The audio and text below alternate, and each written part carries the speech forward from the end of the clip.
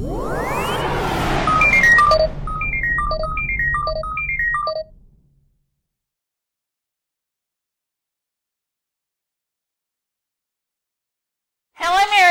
it's MicheleMarieDalene, and it's the, I actually kind of lost track. I think it's the 7th of January, and today we're going to talk about the weather and a few other things. For those of you who are on the East Coast and in the Midwest, in fact the majority of the country, you already know what I'm going to talk about.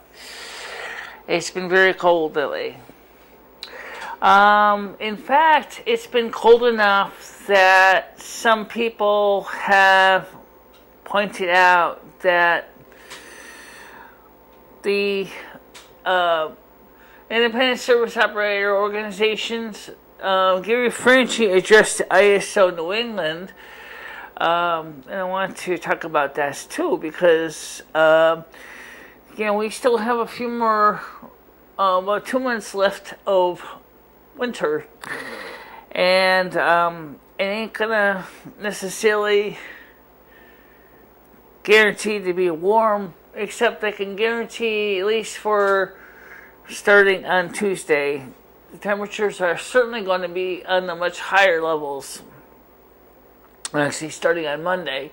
Monday will be expected high of -1 degree Celsius. On Tuesdays through Fridays, we're going to see temperatures as high as 8 degrees Celsius.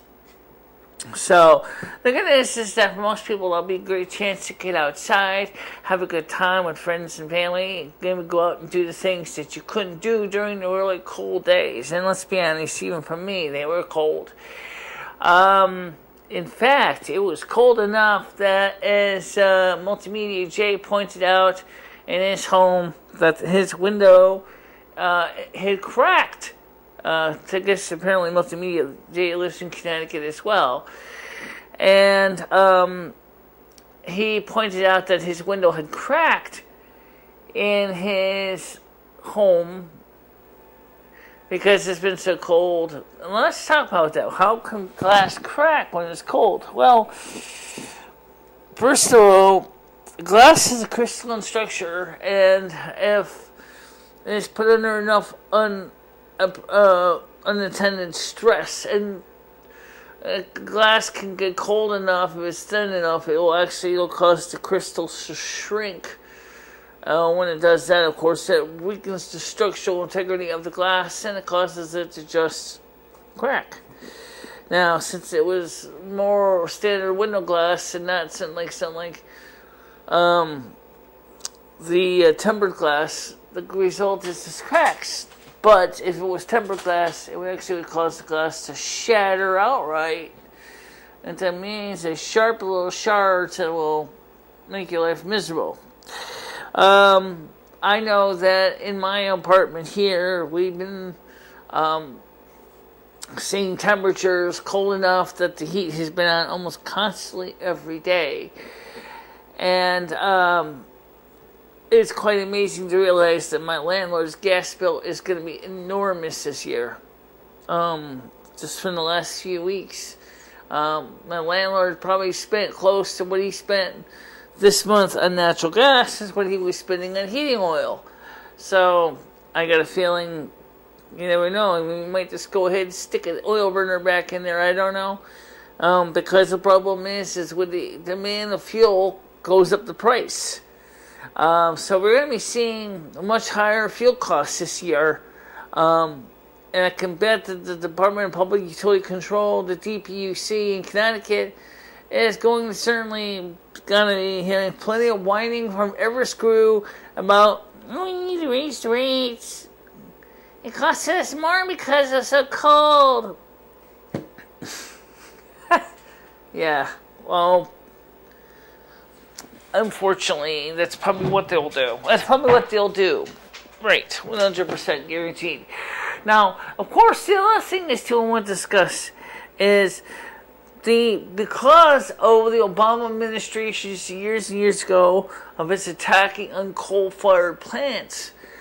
Even if we could even if we had any working coal-fired power plants left in New England of any significant size, they would have been struggling to keep up with the demand as well, because there was so much need for energy to generate electricity for all those electric heaters. See, a lot of people in New England heat with electric heat. A lot of them do. And even if you heat electric heat, it's not your primary form of heat.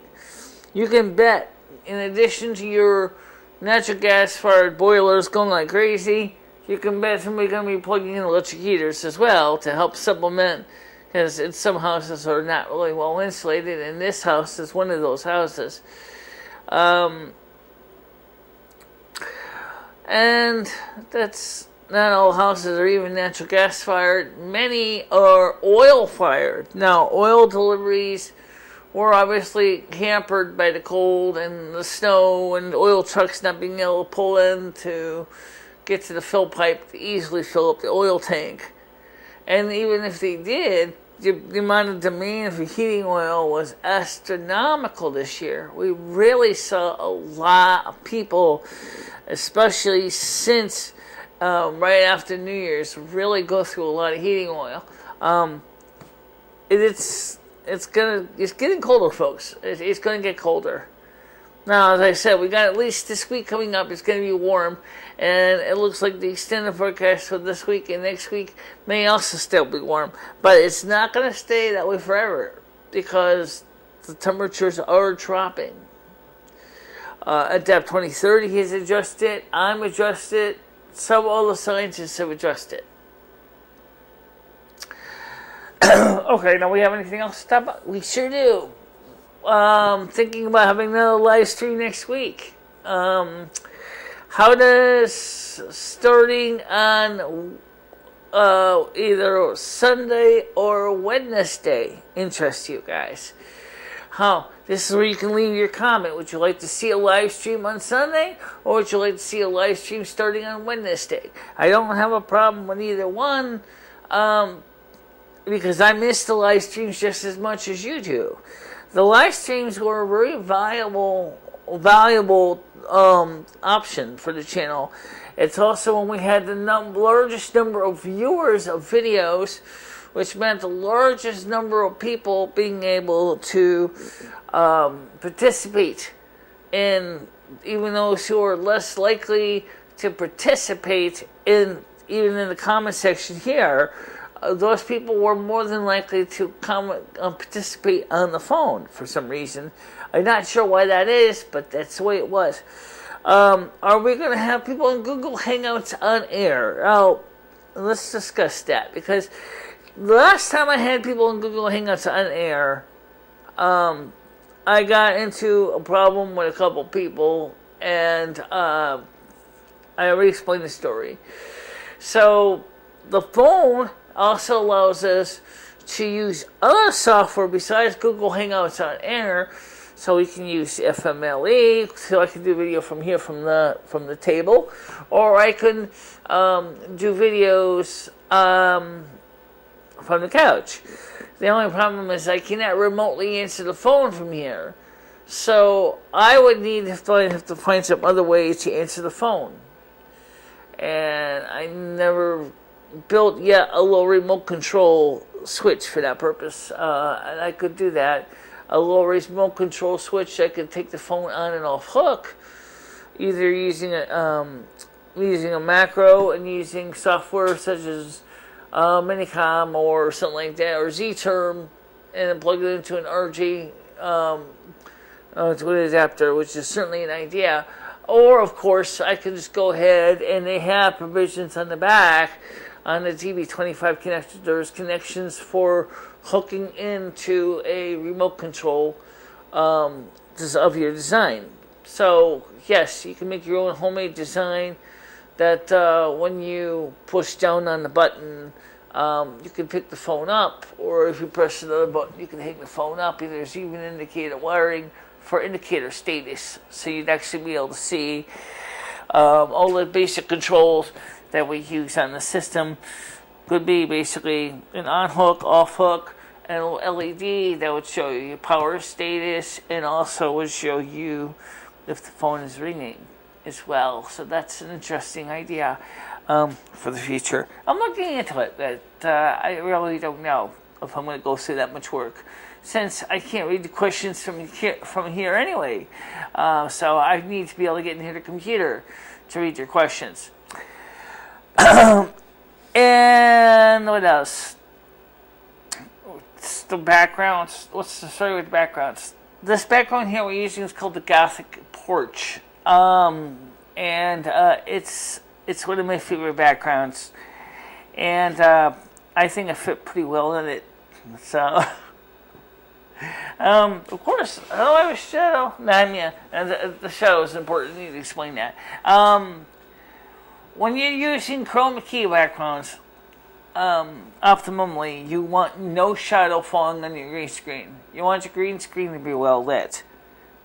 Because of the space in this room, I had to make some compromises to get things to work. And one of the biggest compromises is I cannot put myself far away enough from my green screen and have this green screen independently lit than me being lit. So I know what you can say is, oh, that's not the way it's supposed to be done. Oh, that's true. But you're also only working in a room that's less than 12 by 10. So when you're in a room that's less than 12 foot by 10 foot, you have to make some adjustments to get to do the best things possible. What happened to the Dell monitor? Well, the Dell monitor I thought was going to keep working now that it was cooler and the power supply was still acting bad. So I had to go back to the SyncMaster from Samsung, and I still don't like the SyncMaster at all. But unfortunately, it's silly monitor, LCD monitor, or even CRT monitor I have to spare. That is in working condition right now. I have another CRT in the storage bin, but it's just as old and crufty as the original SyncMaster in a sense, except it's a CRT base. It's about the same size. And it's just not worth pulling it out of the storage bin because it still looks like crap. Because it's got plaster on it, and it's good for kicking around, for testing things, but I sure the hell ain't gonna want to leave it on my main workstation because it looks so awful. Crispy and I were talking about alternative CRT LCD monitors, and I did find a few, and there were, but they were not made by well-known companies. One of them was made by Spectre. Another one is made by another company called Insignia and a few others. And the first thing that came across my head was I'm sure the prices come down a lot for a 1080p. And the monitor and the TV sets are almost the same price. The monitors, specifically monitors for computers, are a little smaller, have faster processing time, and but at the same time they are not as, we start talking about a 24-inch screen, which is pretty friggin' huge. I've actually got a 21-inch Mac screen on this Power Mac G5, so it's 3 inches longer diagonally, and it's going to be a good screen for my desk.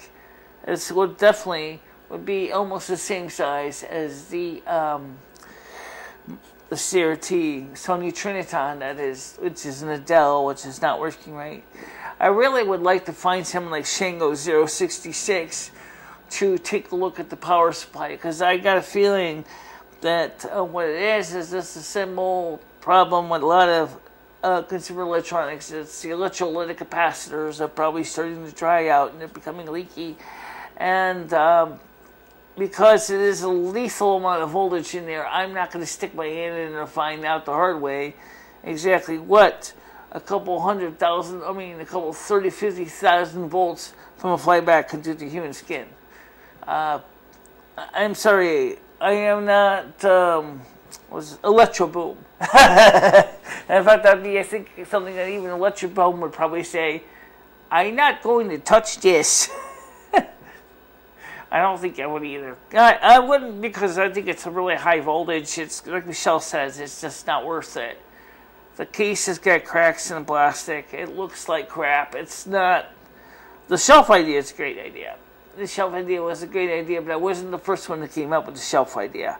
In fact, back in the 90s, there was actually companies that were making shelves that you could put on top of your monitor to allowing you to put things like printers and other knickknacks. And that's certainly an idea, too. You know what you could also consider buying is buying yourself a brand new iMac.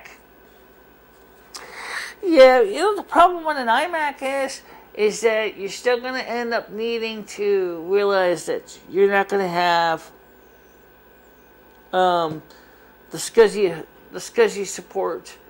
If you buy a Mac Pro, you're still in the monitor. Right. Since it's the monitor I need, I don't really... because I really like the CRT monitor a lot. I really did. Because, I mean, it does 1080p or 1080i. I don't know which one it does. All I know is it does 1080. And it looks great. But it's squash. And it's squashed. But it could do 1080. So, I've watched many movies on it. So, I know it works for that purpose. 7 people are still disliking all my videos. Oh God, not again. 7 people. So I still have to reach out to 7 more of you and find out what's the story. I can say that we have made some positive inroads in the last week. We have made some positive inroads in getting people together. By the way, do I think all the last few videos I did were really stellar? No. I think I did some really sucky ones. I'll be honest with you. I don't think they were that good. But I wouldn't hit dislike on them and then just walk away. I would at least explain why I dislike them. So why do I dislike the videos I did the last few days? Number 1, the last few videos I did were boring as fuck. They were not exciting. They did not appeal to my audience at large. They did not at all. People, I know it, okay? But I was just trying to show you something. And that is that they did not appeal to the audience at large. They just didn't. Even Crispy didn't understand half the stuff I was talking about in the video comments. And that's a problem because, okay, he's a musician.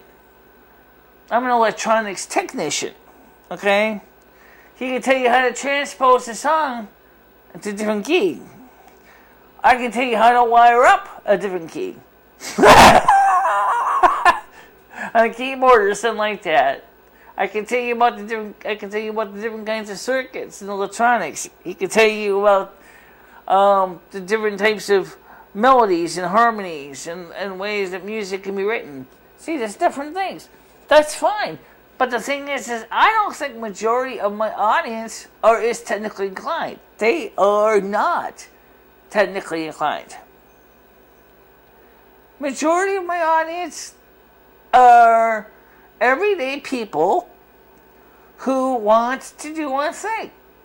They want to have a good time. They want to focus on fun things. And I'll be honest with you guys, I need you. Because that's why the chats are so important, because the chats were dynamic enough that we could experience so many awesome things. We were doing great things in the chats. But when I'm sitting here with Lumi, it doesn't work the same way. It doesn't feel the same. And I feel like that you're just watching passively. Because you are.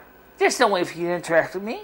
See, that's the nice thing with the live streams, is that you can interact with me.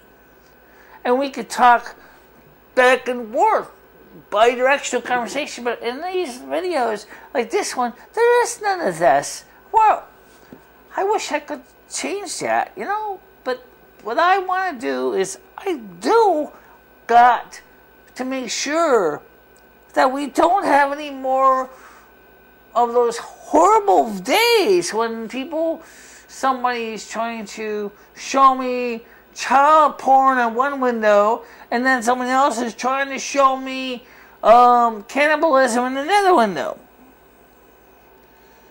Etc. It's the same guy. It was the same guy, right? And so I want to have consideration and go back to doing the live streams again. But I do want to know up front are you really interested in that? Because I know I miss it. It's a little too late now to announce a live stream. Okay? So I would be willing to consider start doing one on Wednesday, or waiting until next Sunday and doing another one on Sunday. And maybe we can have some fun conversations and chat. Remember what I said? Maybe we could show the chat on the screen, put some Google YouTube music or YouTube copyright-free music on the playlist playing in the background, randomly playing music, and then have the option where people can actually join the conversation.